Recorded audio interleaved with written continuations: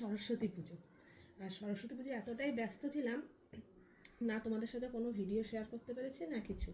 তার মধ্যে হয়েছে কি, সরস্বতী পুজো আমাদের বাড়িতে প্রত্যেক বছরই হয়, আর এবার আমাদের ক্লাবেও হয়েছে। এবার ওখানে সকালবেলা পুজো ছিল হচ্ছে 8টার মধ্যে। সকালবেলা উঠে ফল টল কাটা, আর তার আগের দিন আমি মাকে নিয়ে গেছিলাম ডাক্তারের কাছে। বাড়ি আসতে আসতে বেজে গেছে ধরো 8:30 পৌনে 9টা। এবার যাই হোক, সরস্বতী পুজো হওয়ার পরে হট করে ক্লাবের সবার মিলে প্ল্যান হলো যে রাত্রেবেলা একটুখানি খিচুড়ি করবে। তা আমি ভেবেছিলাম সরস্বতী পুজোর শাড়ি পরবো, সেই কারণে দেখো এই শাড়িটা বের করেছিলাম। এই একটা শাড়ি আমি বের করে রেখেছিলাম, এখন এগুলোকে আলমারিতে ঢোকাবো, তাই তোমাদের সাথে আর কি শেয়ার করছি। এই একটা শাড়ি বের করেছিলাম সরস্বতী পুজোয় পরবো, আর এই একটা শাড়ি বের করেছিলাম।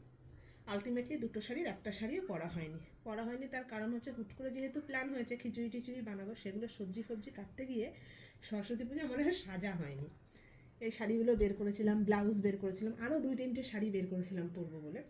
এগুলো করতে গিয়ে আমার না, মানে তরকারি কাটতে গিয়ে আর ওখানে আয়োজনের ওখানে থাকতে গিয়ে না আমার শাড়ি পরা হয়েছে, না সরস্বতী পুজো একটু সুন্দর করে সাজা হয়েছে। এই দেখো, এই দুটো শাড়ি থেকে পরতাম। তোমরা বলো তুমি কোন শাড়িটা পরতাম, কমেন্ট করে অবশ্যই জানিও কিন্তু। টাটা।